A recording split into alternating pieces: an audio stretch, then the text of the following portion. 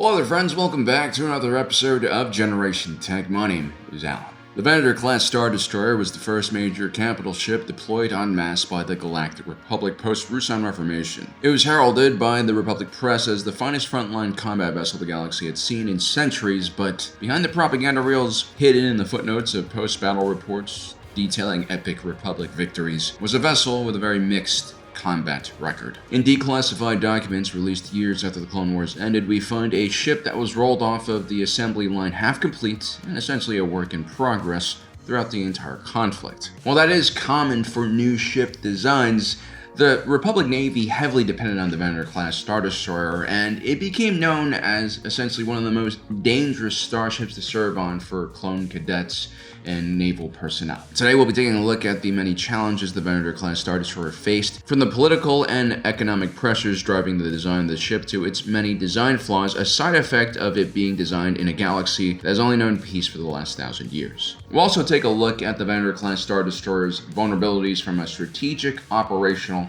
and tactical level, and how it further endangers its crew. Before we continue, a quick word from our sponsor for today's video, and it's kind of crazy. Raid Shadow Legends, the premier hero collecting RPG game on mobile and PC, is partnering with Paramount for a totally gnarly crossover with Teenage Mutant Ninja Turtles. For those of you in the know, Raid Shadow Legends is all about collecting, training, and upgrading heroes and building the best dungeon raiding squad you can possibly make, balancing skills, class, strengths, and weaknesses amongst all of your heroes. There's a perfect team for every enemy encounter. The question is, are your strategic abilities up to the task? And now, from August 21st to November 21st, you can add Leonardo, Donatello, Raphael, Michelangelo, and even April and Shredder to your squad as legendary champions. And man, Ray did an excellent job with all the artwork and animation because these guys look awesome. This really brings me back to the old arcade days. Also, it gives me a craving for pizza for some reason. Start off by collecting my favorite sewer turtle, Michelangelo, by logging into Raid for 7 days starting on August 21st. Just like the real Michelangelo, he wields his famous nunchucks and is terrific at taunting and distracting enemies. You can also fuse Donatello, who is a top-tier support character who can heal and reduce the cooldown times for the abilities for the rest of your squad. You can also summon Leonardo, Raphael, April, and Shredder through limited time events. And if you manage to collect the entire squad of 6 characters, you'll get a secret bonus award. New players can also pick one of 5 legendary heroes by using these promo codes. We have the Green Warden Rourke, Alice the Wanderer, Tahunarak, Fallon Foulbeard, and lastly, Sun Wukong, aka the Monkey King. So what are you waiting for? Check out the link in our description down below or click the QR code on screen to play Raid Shadow Legends, and you'll get a huge starter pack with an epic champion Tayrel from the High Elves faction. You'll also get an epic champion Rector Drath after reaching level 15. Thank you for your patience. On to the rest of the video.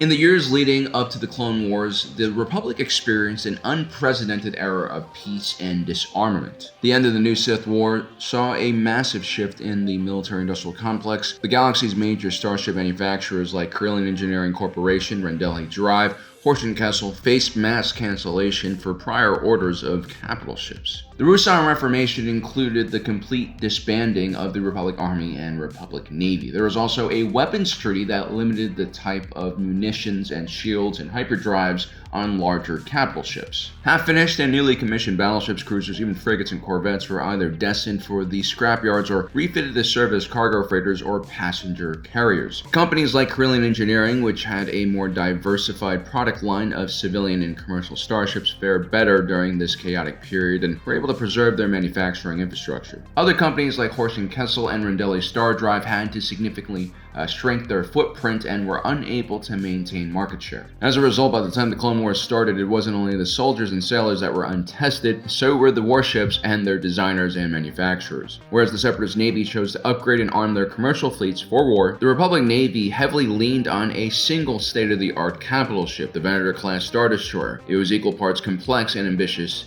in its design. And the Republic chose a relatively new post-Rusan Reformation upstart known as Quat Drive Yards to design and manufacture it. Quat was known for their massive ring-shaped orbital shipyard which surrounded their planet. Now, KDY had the capabilities to build a massive ship, but rarely do starship designs go from the drawing board to the battlefield on schedule. There are also thousands of different systems that have to interact with each other that need to be tested, and some had to be redesigned and completely scrapped. There are technical and sometimes even structural deficiencies and weaknesses that needed to be smoothed out as well, software errors that need to be debugged. And it wasn't just Quadrive Yards that had to go through this. You also had thousands of subcontractors and different vendors that made the millions of parts that created a Venator Class Star Destroyer. As a result, the Venator Class Star Destroyer missed the first battle of the war and remained absent for the first few months of the conflict. The Republic Navy had to desperately contain the Separatist onslaught without any major capital ship. They mainly relied on judicial vessels, some planetary defense force vessels, and Jedi starships. It was a pretty ugly situation. They were desperate.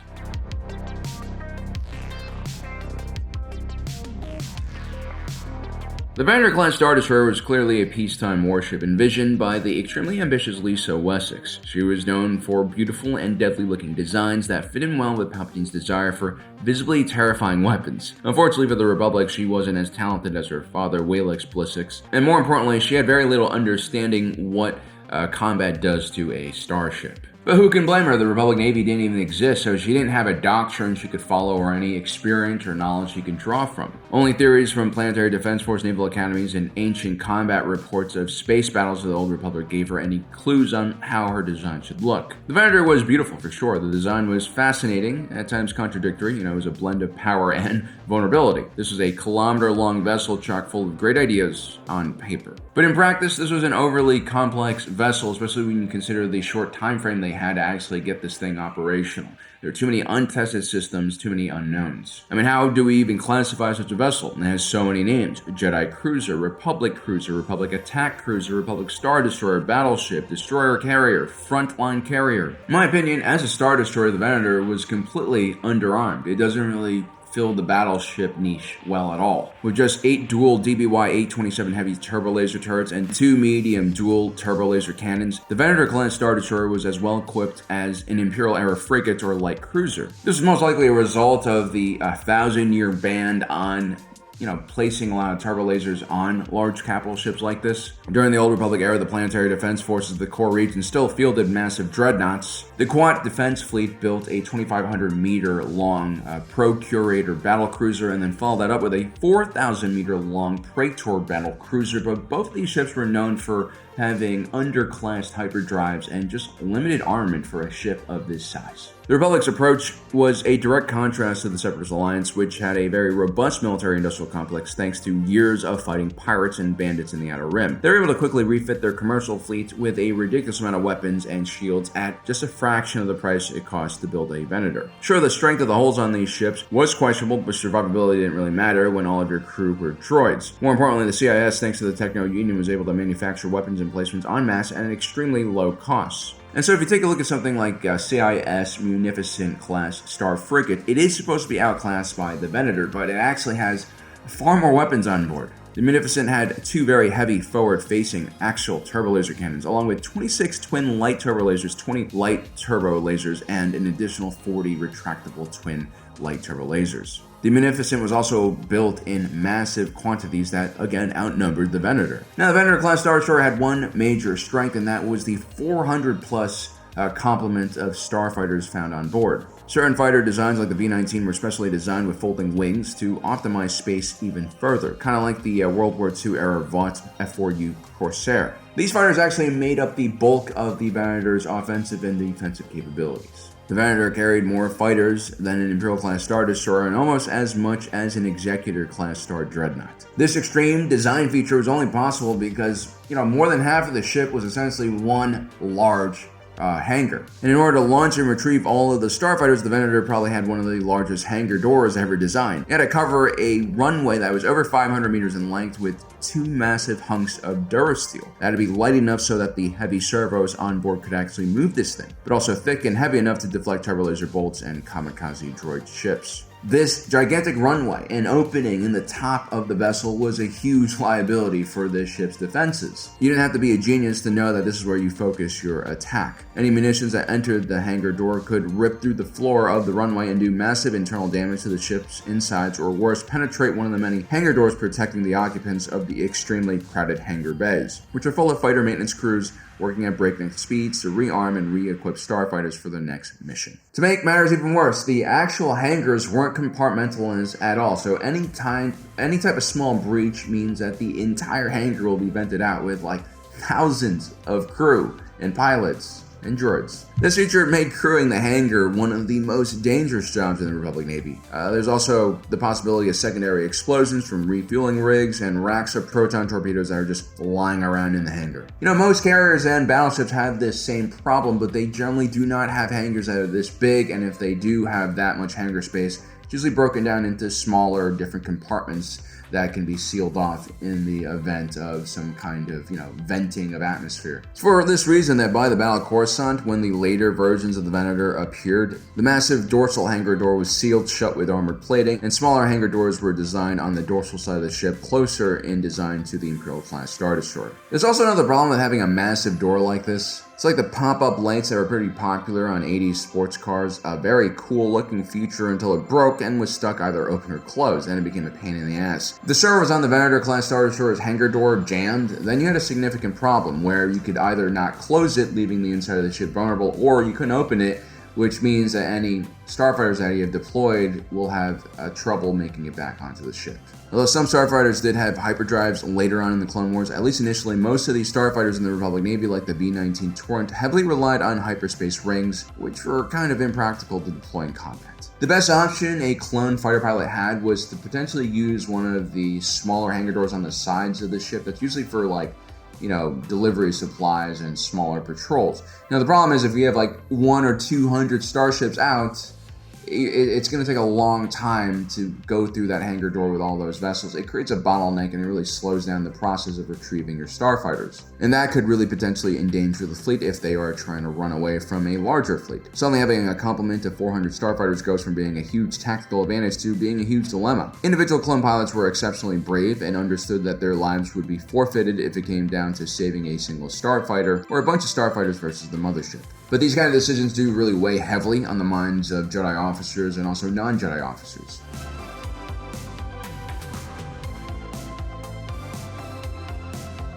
There's also one glaring issue with the Venator Class Star Destroyer that was kind of glossed over because of how quickly the Clone Wars started. The Republic was so desperate for a military force, they bluntly accepted a clone army that appeared out of nowhere, armed with vessels that were built by a very conflicted shipyard. Quadrant Yards is actually a subsidiary of Techno Union. I bet you didn't know that. And they also own a lot of other, suppliers to the Republic military, like Blastech, which makes blasters, and you also have Republic Senior Systems, which makes shuttles. Once on board, the foreman that led the Techno Union was a known war criminal, having orchestrated the invasion of Ryloth and the sacking of the planet's wealth and resources. He was also one of the leading figures in the Separatist High Council, the political body that controlled the funding of the Separatist Alliance. Therefore, the Republic, in a clear desperation, contracted a massive amount of ships with an organization that is directly tied to the enemy they're trying to fight. This dual loyalty perhaps explains why the Venator Class Star Destroyer was such a compromised design. The political and economic interests of Quat ultimately lined up with its parent company, the Techno Union. Now, in their defense, most of the Separatist High Council had started this conflict not to destroy the Republic, but to profit from both sides of the conflict and have it go as long as possible. And so, sabotaging the Venator Class Star Destroyer probably was not their intent. But what they were interested in, like any large company, was really just margins. Big margins. Since this ship was a stopgap measure for the Republic Navy, they could charge an exorbitant price to speed up the development and procurement of the vessel, especially the initial batch. And any design flaws could be explained by the rush process and the urge to get this ship operational as soon as possible. It's not like the Senate had any time to, carry out create any subcommittees to question Quat. And that's because you had entire Republic sectors going dark because of the oncoming Separatist horde. Also, the revenue generated from redesigns and upgrade packages, servicing and refitting the Venator were equally as enticing to the war profiteering mindset. Unfortunately, this type of rush procurement, which lacked against Senate oversight, and also because most of the crew were clones, meant that safety for the crew was also what was oftentimes like a secondary feature and just not something that people thought about a lot.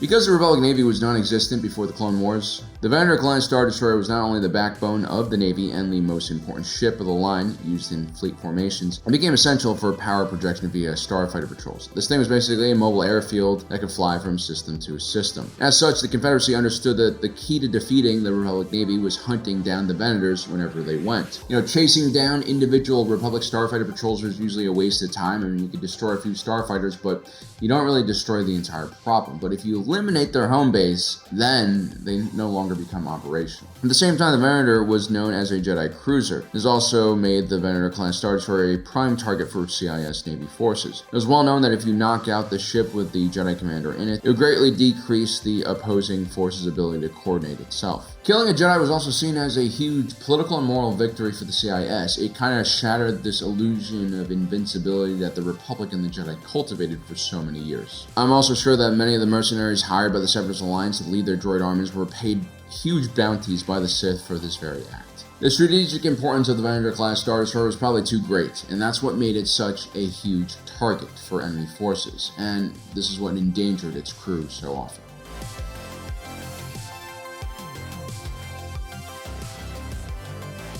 The Republic Navy basically had only one single supplier for heavy capital ships, Quantrive Yards, but it fielded dozens of different starfighters and tested many interesting designs and weapons platforms for different manufacturers. This was the strength of the Republic and its many member worlds, and so carriers were a logical choice. The problem is carriers, especially ones as large as the Venator Class Star Destroyer, are going to be immensely expensive to deploy and maintain, even more expensive than like a frontline battleship.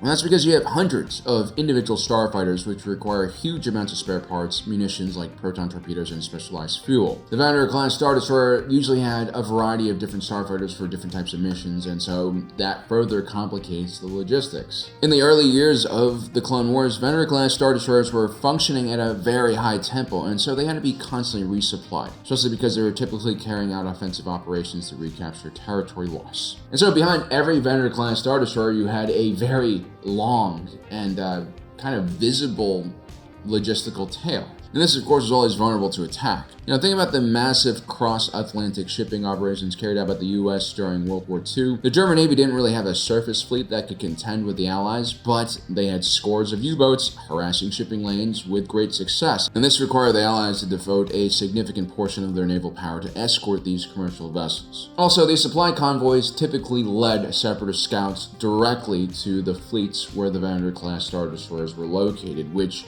exposes their location to attack. And that is a problem because carrier doctrine is centered around the notion that whoever sees the other force first controls the engagement and has a higher chance of success. The strategy is once you spot an enemy vessel, you start carrying out sorties with all of your fighter bombers, ideally while you are hiding in a different system where they can't really retaliate against you. During the war in the Pacific, the carrier battles between the Imperial Japanese Navy and US Navy was a game of cat and mouse. Both sides used long-range reconnaissance planes and subs to desperately find the enemy force. A Venator Class Star Destroyer usually carried around 40 aggressive reconnaissance starfighters on board exactly for this purpose. But because of this logistical tail, because they weren't able to hide where they are, and also because of inexperienced Jedi commanders and non-Jedi commanders, the Venator was oftentimes engaging multiple Separatist ships at close range, which is really not what it's suited for.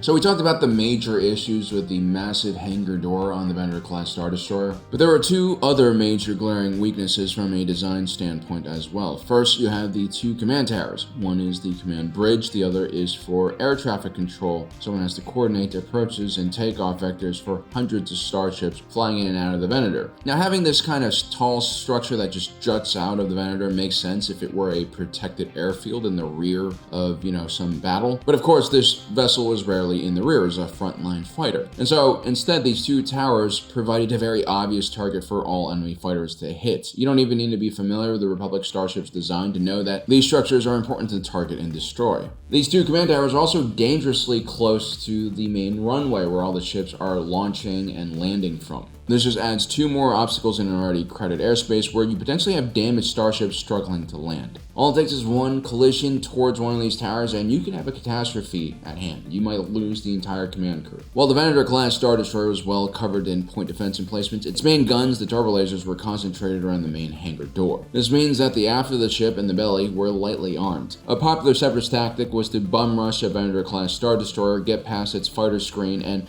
approach it from the weak sides, a tactic that worked quite well. While later in the Clone Wars, the Venator Class Star Destroyer fielded basically hyperdrive equipped starships, at least in the first few years of the war that was not the case. And so most of these starfighters had to actually use hyperspace rings to carry out longer range missions. These things were launched from the bow of the ship, and these devices were relatively limited because it takes a while to dock in and dock out. Now, deploying these hyperspace rings in uncontested space is relatively straightforward, but using this technology in combat, like going into a combat zone with these rings and, having the enemy see where you place those rings, makes you very vulnerable because it's very easy to set a trap or an ambush at these points because the starfighters have to return there.